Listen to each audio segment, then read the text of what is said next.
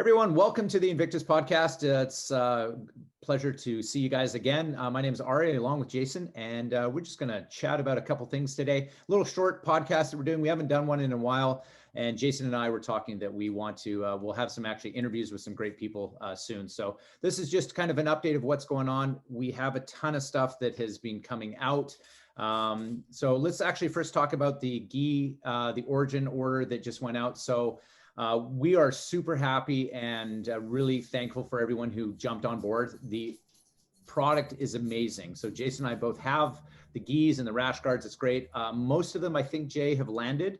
There's probably a few that aren't. So there are a couple of hiccups, and here are our hiccups. So if you got a order of a Rash Guard or a gi or something like that that wasn't the proper fit, we can kind of figure that out for you. Jay, do you kind of want to just chat briefly of what we're going to do and how to go about it? Right. So we noticed, so Origin, the thing about Origin Rash Guards, it's the only thing that I've gotten from them that comes a little small. So the Rash Guards are a little smaller, tighter fit. So typically when you purchase their Rash Guards, you probably should, whatever your normal size is, you purchase one size up. So a lot of people use their Origin sizing chart to order the Rash Guards, and I guess they're what they say, that's competition compression fit. Yeah, which means super tight. And so people got their normal sizes. They found out it's a little small, little tight for them, and it didn't fit them quite the way they wanted it to. So and it wasn't that many people, but we've had a few people reach out. So we want to make that right. So we contacted Nicole with Origin, and we explained, hey, this is the issue we have with some of the Rash Guards that went out. And she was very quick to say, have them send them back. We will reprint and at a better size for them and send it out to them. And then we'll just take those Rash Guards and we'll sell those at a seminar or some other way. Yeah. We'll sell those, but we'll reprint and send people out a new Rash Guard basically at our expense, because we don't want anybody to not have to purchase something and not be able to use it and not be happy with it. So we're making sure that that's getting corrected. Yeah. And the one thing that I think people are pretty receptive is, like, there's some growing pains involved. It's basically the Jason and Ari show. So we're trying to do our best, and we really want to stand behind our product and customer service. So we're going to do the best we can. You'll have to wait a little bit, but as Jay said, we'll fix that for you. So I'm really happy. I just got mine today. They just landed, and they're awesome. Like, yeah, the quality is amazing. I love Origins. Origin is by far, and we have some friends that make stuff too, and I love their stuff too. Don't get me wrong, but Origin is by far my favorite no-gi gear, period. And obviously their gis are amazing too, but like no-gi gear is the most comfortable gear I've ever worn for no-gi ever.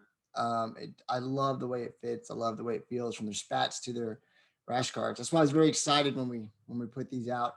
I was excited just for myself, just to get it, but nice to be able to share with everybody too. So I think the Origin makes the best, in my opinion, the most comfortable Rash, and it performs so well when you train too. It performs so well. Yeah, they hold up really well. I've noticed that. So so that's the Origin stuff and the gis and the Rash Guards that came out. So we appreciate your patience, and we'll get that all fixed up for you. So if you do have any questions, you can drop us a line at info@invictusleo.org, and I'll forward that to Nicole at Origin, and then we'll fix it for you guys. Next thing is, Jay and I were talking about some other stuff that we are going to be releasing. Winter months are coming around, so we are going to be doing a hoodie, and we're just designing that now. So that will go up probably in a couple weeks when we have the design. So that as soon as we can get it, obviously, the better. So we'll throw that up on our website. I've reordered some challenge coins. So I got a ton of people that have asked about the challenge coin. We've done 2 batches. This is going to be the 3rd batch. So I got another 100 coins, first come, first serve. So we're going to put that up on the website soon. When you order the challenge coin, I'll throw in 5 stickers free. So it'd be a great little deal for you. So that's coming out. And Jason and I also talked about reordering the belts. Now, the belts have been a super popular thing. So we have our specific Invictus BJJ belts, and we're going to do the pre-order. I think we'll put it up on Monday, Jay. Yeah, I think so. Let's get it out there. Guys want it. The quicker we can get it out there, I think, especially, before the end of the year, let's get those belts out there. Everybody loves the belts. I've actually run into people training at different gyms that I found out were Invictus because I saw the belt. Yeah. And so I was like, they're like, yeah. And then, we start talking. So yeah, the belts I see them out there. They're super popular. They're great belts. Like, it's just great quality and well done work. Like, the quality on it looks great. It's like my favorite belt by far. Yeah, I use mine all the time. So it probably the turnaround time probably to get them made is going to be 2 to 3 weeks after we put the final order in. So hopefully by the end of the year, they'll all go out. So we'll get on top of it as quick as we possibly can. So yeah, that's kind of the swag thing from us. There was a couple questions, Jay, that I want to run by you. So some people are asking us what we first of all thought of the Henry Gracie Challenge to the Chief video that came out. And you and I have talked behind the scenes about this, and there's been quite a bit of discussion about it. So what are your thoughts on it, man? So some of the stuff he's saying is stuff we've already been saying for a while. It's not it's not something new for us. We've been pushing this for a while. Several people have been pushing this for a while in the law enforcement community. And he was right about some things. The thing that, I think the thing that bothered me, and I think that bothered most of us, was the push for the marketing angle that he put into it. And it kind of bugged me that he was trying to market GST to all these departments and whatever points through stuff. But again, I don't think it was anything that we don't know, and it's nothing that we haven't been already saying in our, like in Invictus and Jiu-Jitsu 5.0 and with Chad and Jay and everybody around the country that trains and is a cop. We've all been saying this like over and over and over again. That's been our whole message, our whole point. And I do think we've been reaching out and making progress and getting that information out there. I was training last night with a administrative level person from Texas DPS headquarters. The message is out. They're pushing it. Like, and I don't know if you don't know, if for some of you guys who don't know, Texas DPS, that's our state troopers. They're we're all even. We're all Texas peace officers, but they're the big boys in the state. And here in Austin, which is where I'm at now, this is the headquarters for Department of Public Safety, Highway Patrol. So the message is through them, and it's spreading to other departments. I mean, it's getting out. But yeah, I was just a little disappointed in the marketing aspect that he tried to put through. And I think to just elaborate, we saw him post shortly after this a video online where, and I don't know what country this was in, but some guys wielding a machete, and I guess a plainclothes officer runs up behind him, and he calls it a foot sweep. I called him kicking the leg out from under him as he ran by him. Yeah. I don't know how technical that was. And then the 3 other cops jumped on top of them and were able to fortunately get control of the guy and get the machete out of his hand without getting injured. Now, that's somebody, and he posted that as a great video. Look how awesome jiu-jitsu is, or martial arts is, and it can disarm someone with a machete. I know, and 99% of the police officers that are in this country know you don't do that. Like, that is, if there's a situation where you go, here's how you don't do it. That was it. This is the exact situation. This is exactly how you don't do it. And don't be fooled, because these guys got lucky. That's all that was, which happens to a lot of cops on the street. They just get lucky a lot. Yeah. And they don't get hurt.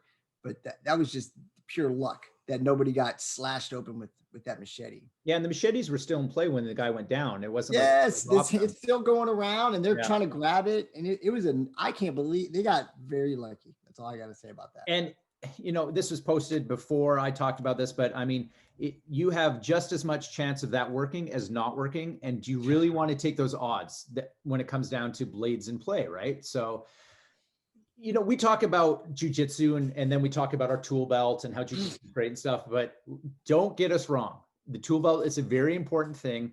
You have to create distance. There is a weapon in play. I mean, again, we don't have to preach to the choir because cops know exactly what's going on. I think they were lucky as well.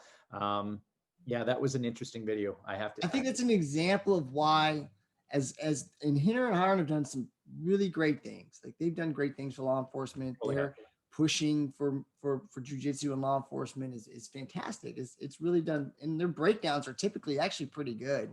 I usually enjoy most of their breakdowns, but I think this highlights why it is so important for your trainer to evaluate who your trainers are, what their background is.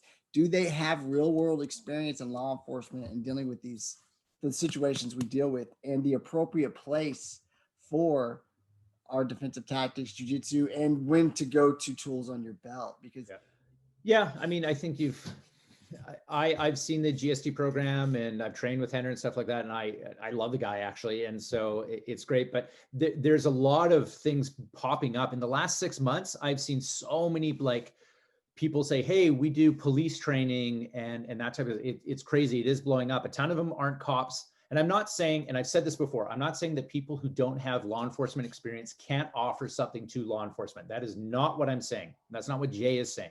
There's a ton of stuff out there, obviously, but knowing the job, working the job is, I think, beneficial. And that's why there is a ton of great trainers out there, a ton of people who are part of the Invictus movement and friends of ours as well. So that's what we're just trying to push.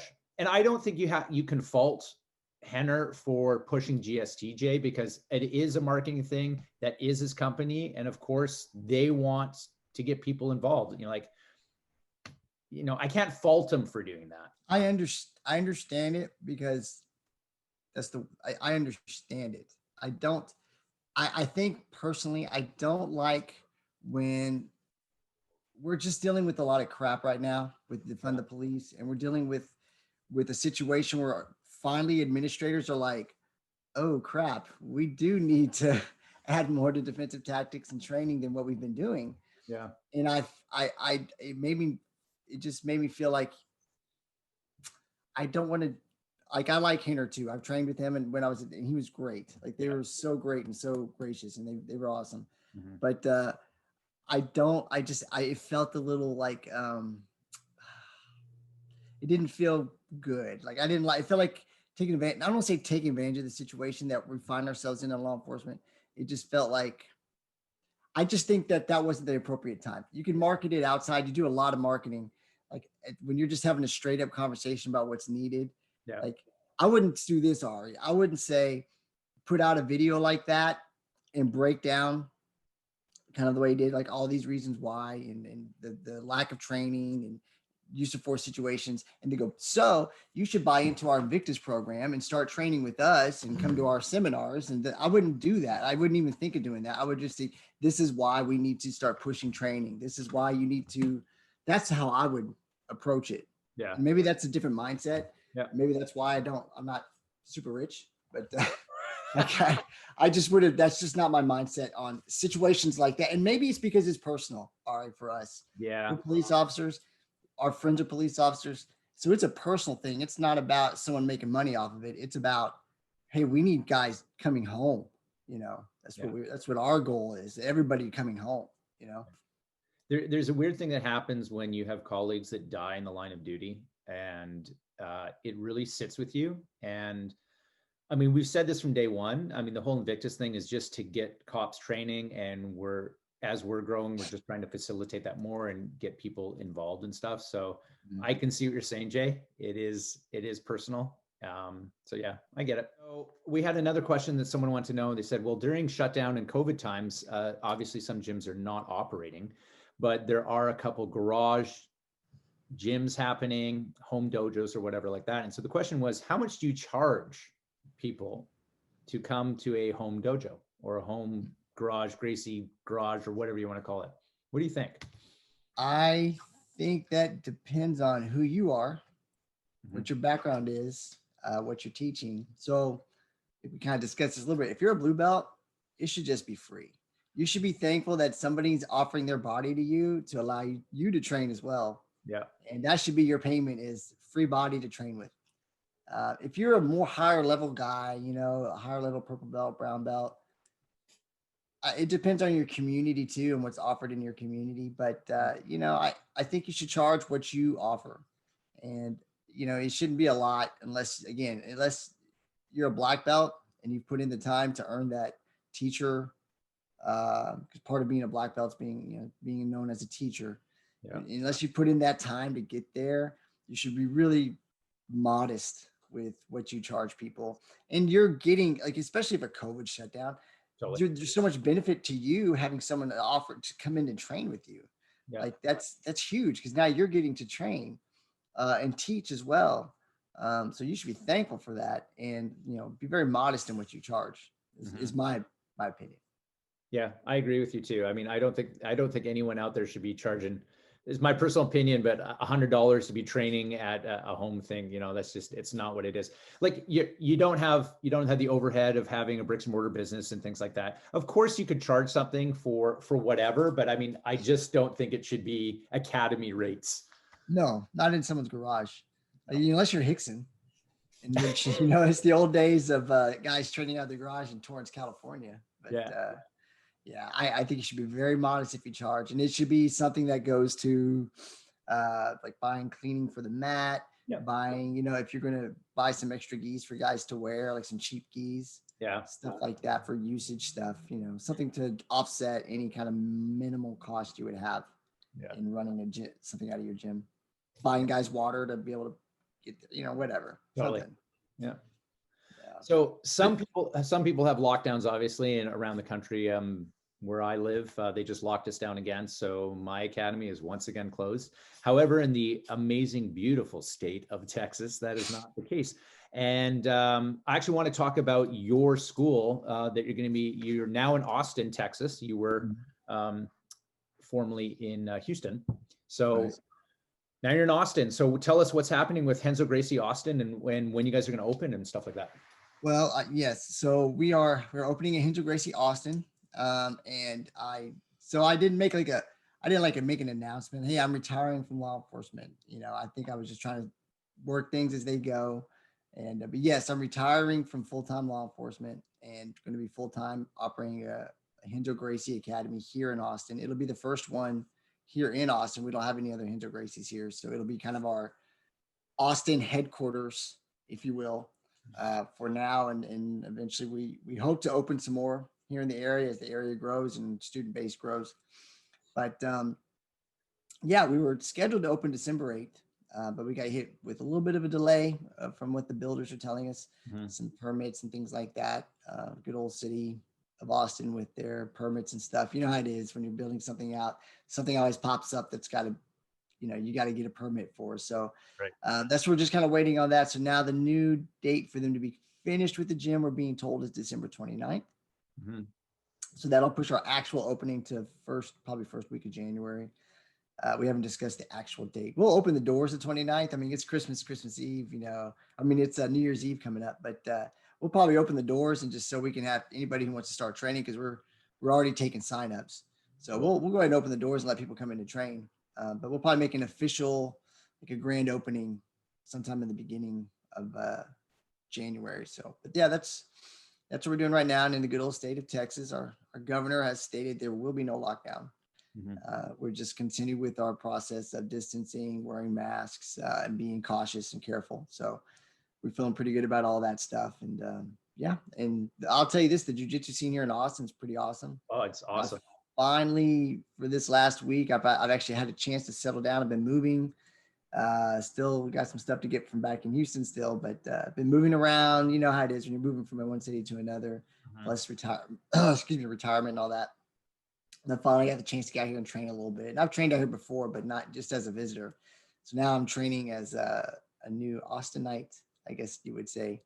And everybody's been super welcoming, and the scene's great. They got great practitioners out here. They got some really good jiu-jitsu out here. Yeah. And I'm very excited to be part of this community and get after it with everybody. So what's the website of the Renzo Gracie Austin? So we have a website that's going to be RenzoGracieAustin.com basically. And that should go, it's under construction. I completed all that stuff, and that should be live beginning of next week. So you should be able to get on there. You'll see it'll be complete.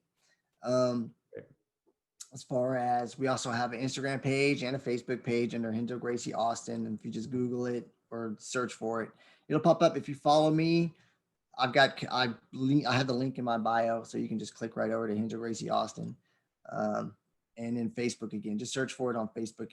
It'll pop right up. And so give us a follow. We're excited. We're going to be doing a lot of cool things. We're going to be doing some very pro law enforcement things here. There's a big law enforcement community that trains here. And we will have some free classes for law enforcement and do some different things to keep the community, support the community, and keep officers training and dragging them in there and getting them to train on a consistent basis. So. And I know that people keep asking us, it's like, when's the next seminar? What's going to happen? So you and I have been talking, and we're looking, we're going to set a date. It's going to happen. But I think spring at your school, we're going to do the next Invictus seminar. Yeah. So I think it's the perfect fit. I'm opening the academy. It's going to be the first year the academy's open. Austin, we've been wanting to do a seminar in Austin. We've been talking about it for a while, trying to find a place here in Austin to do a seminar at, because it's such a great location. Not just for the people that live in Texas, because it's kind of centrally located for all the major agencies, but Austin's just a great city to have a seminar in. And yeah, so we're going to do it at Hensel Gracie Austin. And we're discussing details, but we want to make it a little bit bigger than I think a regular seminar, kind of a coming back seminar, since everybody missed out on the two we had scheduled last year. I know we were both pretty bummed about that.